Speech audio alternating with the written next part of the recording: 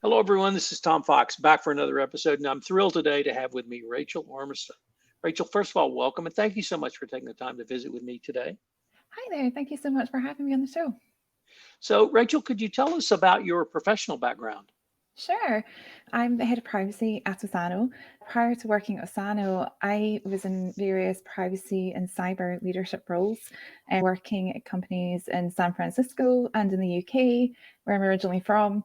And I've helped to build privacy programs, helping companies to operationalize them, looking at how we implement subject rights, how we look at vendors.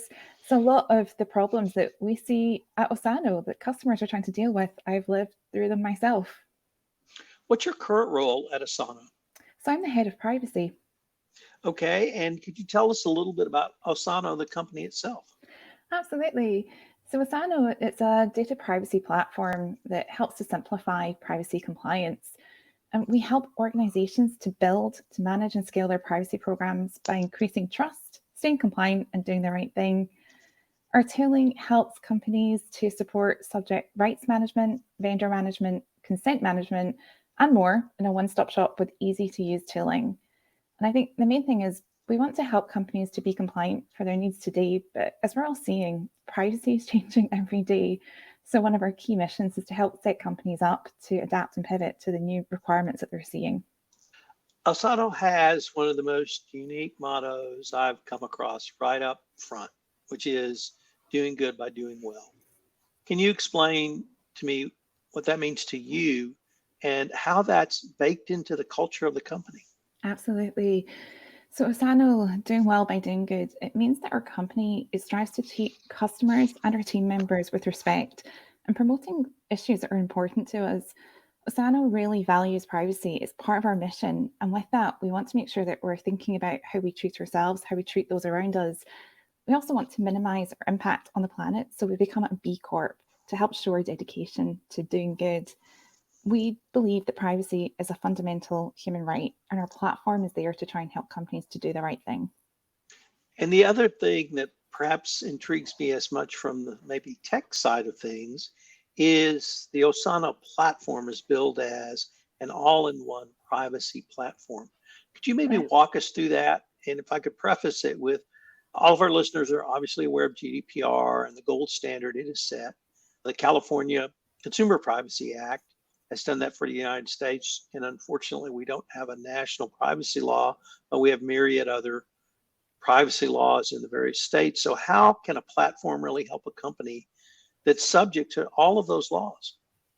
Yeah, so our all-in-one privacy platform is there to try and help companies to manage all those various regulations that you've just mentioned. It feels like it's hard to keep up some days with the alphabet soup of all the new things that we're seeing. So our tool is there to help focus on the various rights that we're seeing around data subject rights, helping to bring out assessments, helping to manage vendors, and all the other things that we're starting to see. We listen closely to our customers to understand what their challenges are and we can help support them. So wherever our customers are in their privacy journey, maybe they've got a new regulation that's new to them today, or maybe it's something they've been working with for a few years. If they're beginning that privacy journey, if they're growing the program, or if they're just hoping to mature it, we hope that our platform can be there to help support them wherever they are in their journey. I assume this will translate from Texan to Scottish, but putting your money where your mouth is. Yeah. And Osana, to my mind, does that with its no penalties pledge. Can you tell us what that is? I'm going to let you talk because I'll say afterwards why I think that's so significant. But tell us about that because, once again, I've not seen that on a company website before. Yeah. So I think this goes partly to do with the mission as well. We really believe in privacy. It's something that's really important to us, not just as a platform provider, but as a B Corp that wants to do right. And so we're so confident in our product that we have the industry's only no fines, no penalties pledge. So if someone is using our product, they've implemented the platform and they receive a penalty or fine from a privacy regulation that's issued by a data protection authority, we will pay the fine or penalty up to $200,000. So our team stands by this. We're committed to privacy and our product, and we want to design something that's easy to use and also that meets our customers' compliance needs. You mentioned that you were in San Francisco, originally from Scotland. How do you make Americans aware in the difference in the fundamentally how, I don't want to say Europeans because I have to include you Brits, Europeans and Britons think about privacy as different than we think of privacy in the United States? Yeah, it's such a good point. I think even in the United States, we're looking at privacy so differently from California to Texas, as we've been talking about. And I think it's just been really interesting to see how the GDPR came into effect in 2018, but we're still learning what that means for Europeans and Brits. And I think that's the journey that we're all going on together, where we're seeing some of the impact in the United States go back across the Atlantic as we're thinking about new trends like AI. I think we're all learning together, but certainly there's cultural perceptions that we're all trying to navigate together. But I think at the end of the day, regardless of where you are, it comes down to trust. And that's where I think companies can get ahead by building that trust with their frameworks, with their organizations to do what's right. Let me pick up on that word trust, because one of the things that I think you communicate very well in your website is how companies can become either a market differentiator or use as a business differentiator trust in both the B2C and B2B world. How do you feel about trust as a true business differentiator? For sure. We are a privacy company, we're a technology company, but we're also consumers. So I think even as we think about how we're all using technology today, it's different from how we were all using technology a few years ago. And with that, our expectations are changing as well. So when we think about how we're using technology online, how we're interacting with different organizations, we all want a positive customer experience. And I think the more that we're thinking about how data is used, how companies are monetizing our data, we want to make sure that we have the ability to manage our data ourselves and understand how that's being used. So I think part of that positive customer experience is people being given transparency around how their data is being used, given an understanding of what that data can look like. And I think it's definitely going to be critical for organizations as they think about the world that they're living in, not just beyond compliance, but also just engaging with their consumers to do what their consumers are expecting. I mentioned GDPR, and if I didn't say it before, I will say it now. It's the gold standard for data privacy, at least in my mind. I come out of the anti-corruption world, and in the anti-corruption world, the first and gold standard is the U.S. Foreign Corrupt Practices Act. And so what I have seen in anti-corruption compliance is companies, the UK has a Serious Fraud Act, France, Germany, Brazil, various other countries now have anti-corruption acts. Yeah. And they've all moved towards the gold standard. And so I wanted to use that example to maybe ask you, do you see the world moving towards the GDPR standard, which was the first and is still recognized as the gold standard, so that if we can move to something like that, at least companies they can aim for the best? It's a great point because I think right now it's so hard for organizations to operationalize for privacy without having one single standard to work towards.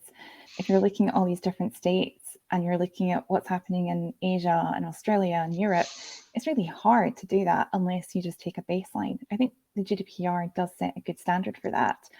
So I think there's definitely a lot of discussion that we see where companies are trying to make sure that they have some framework that they can work towards. I definitely think that's going to be the case. And I think as we think about emerging technologies like AI or anything else that's coming down the pipeline that we don't quite know about yet, I think we are going to be looking for something that gives us that guidance that helps us operate in a global standard, because that's the way of the world. Data is everywhere. If someone came to you, a new company or someone who newly met it as a data privacy officer, how would you help them think through the key considerations in building out a privacy program? And I'll start with here in the United States, but recognizing what you said as GDPR is the gold standard, or at least one standard. Yeah, I think that this can be really daunting for privacy pros when they're building that program for the first time, or even if they've done it before and they're going in somewhere completely new and building it. And I think what really is so important is to think about what you have. I think privacy pros, when they're new to their role, they sometimes feel that they have to do everything from scratch.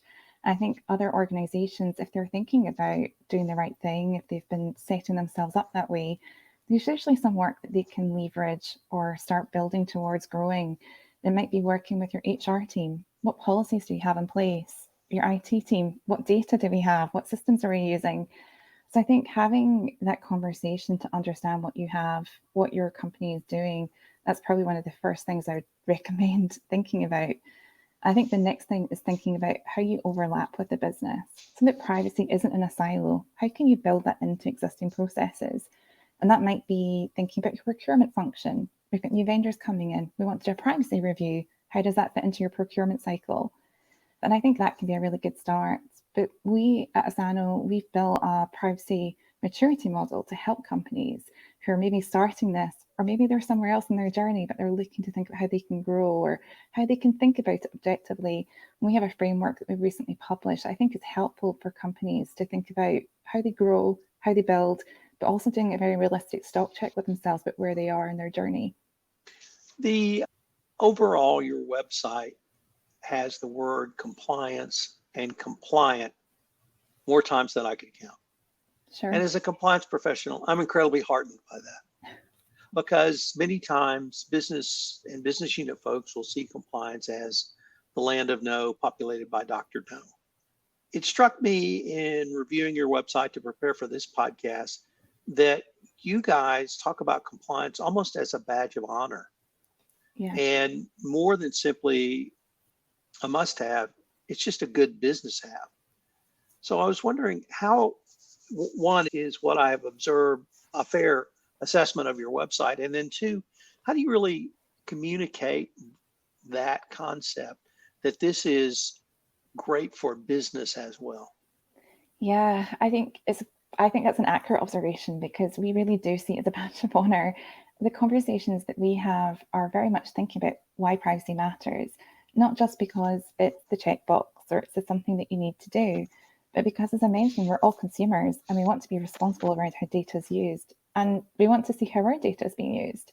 So I think when we bring that lens and we think about the companies we're working with, we really want to make sure we can help them to do what's right and be compliant. And so as we're thinking about the conversations, we talk a lot about privacy, as you would expect in the organization, but we're not just thinking about the needs, we're thinking about the world that we live in too.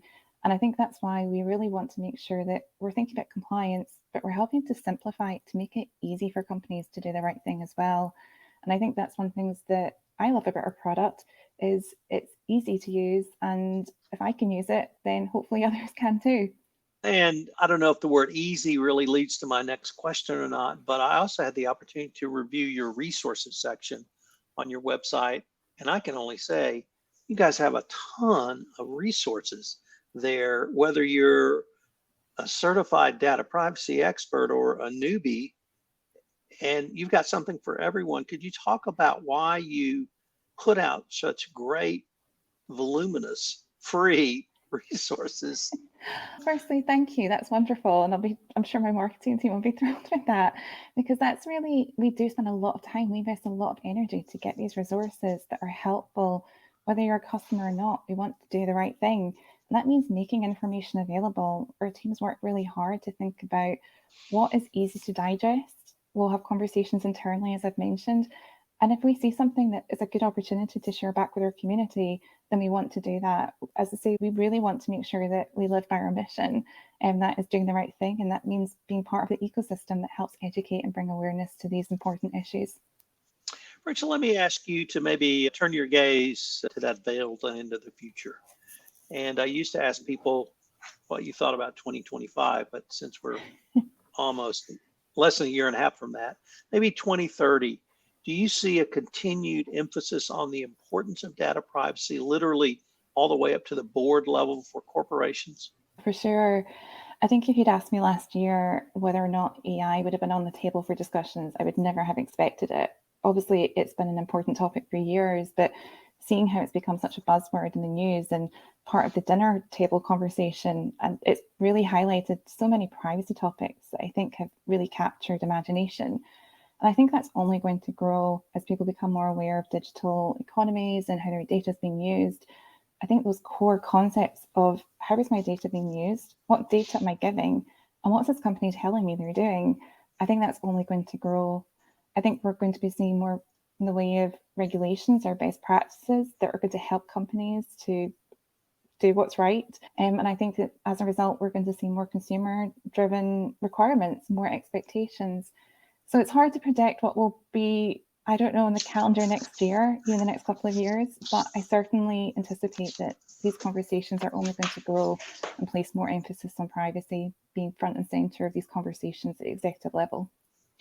Rachael, unfortunately, we are near the end of our time for this episode, but before we leave, I wanted to ask you if anyone wanted more information on yourself, Osano, or really the topics we touched on today, what would be the places that you would suggest they could go to? Absolutely. So once again, thanks for the feedback on our website and our information. And I think that was what I was going to highlight, is we do have a lot of great information out there for people to look at. So check out our website. As I mentioned, we have a maturity model that's recently published. We hope that's helpful as well. And if you have any questions, you can reach out to us on our website or reach out to me. My email address is also available on our website, or contact the company on LinkedIn. We love the feedback and we love hearing from those that are interested in privacy topics as well. If it's not clear to our listeners already, this website is a fabulous resource. So one more time, I'm going to shout out to your resources section, because it's things that I've looked at for topics as diverse as a small nonprofit in my little hometown, all the way up to multinational corporations. So there's some great resources, whether you're the top end pro or whether you're a 30-day newbie. So check it out. Rachael, I wanted to thank you again for taking the time to visit with me, and I hope we can continue this conversation. Absolutely. Thank you so much for inviting me. Really enjoyed this conversation.